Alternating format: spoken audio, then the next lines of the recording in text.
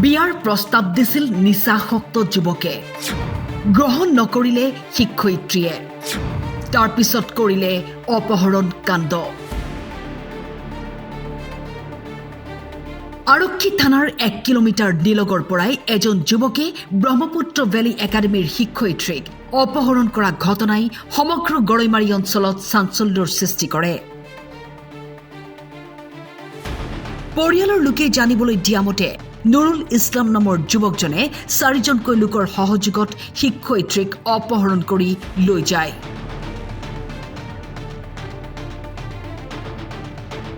অপহৃত শিক্ষয়িত্ৰীগৰাকীৰ ঘৰ গৰৈমাৰীৰ হাতীপাৰাত মোৰ ভণ্টি ব্ৰহ্মপুত্ৰ ভেলী একাডেমীৰ বাইদেউ হয় বেছি তেওঁ স্কুল ছুটি হোৱাৰ পিছত বিদ্যালয়ৰ পৰা ঘৰত যোৱাৰ সময়ত আমাৰ গাঁৱৰে লম্পট যুৱক এটা নুৰুল ইছলাম পিতা ইব্ৰাহিম আলী আৰু তেওঁৰ লগত তেওঁৰ পিতৃয়ে মিলি মোৰ ভণ্টিটোক অপহৰণ কৰি লৈ যায় আগতে এই ল'ৰাটোৰ দ্বাৰা আমাৰ ভণ্টিৰ বিয়াৰ প্ৰস্তাৱ দিছিল কিন্তু ল'ৰাটো চোৰ ড্ৰাগছৰ লগত জড়িত আৰু মদাহী সেইকাৰণে আমি প্ৰস্তাৱটো প্ৰত্যাখ্যান কৰিছোঁ সেই মৰ্মে আমাৰ প্ৰতিশোধ লোৱাৰ কাৰণে আমাৰ ভণ্টিটোক অপহৰণ কৰি লৈ গৈছে আৰু ফোন যোগে অপহৰণ কৰাৰ কথাটো আমি জনা নাই আমি স্কুলৰ পৰা আহোঁতে মোৰ দেউতাই ফোন মাৰিছে মোৰ দেউতাক ফোন মাৰিছে ল'ৰাটোৱে ফোন কৰি কৈছে যে আমি উঠাই আনিছোঁ যে আপোনালোকৰ কোনো চিন্তা কৰিব নালাগে আৰক্ষীক জনালে আমি ছোৱালীটোক পেলাম আপোনালোকে এইটো আমাৰ আৱশ্যক কামটো কৰিব লাগিব আপোনালোকে যাতে কাকো নজনায় যে আপোনাৰ বিয়াৰ কাৰণে প্ৰস্তাৱ দিছিল মই বিয়া ল'ৰা বুলি কৈছে মদ খাওঁ বুলি কৈছে সেইকাৰণে আপুনি দিয়া নাই সেইকাৰণে উঠাই লৈ আহিছোঁ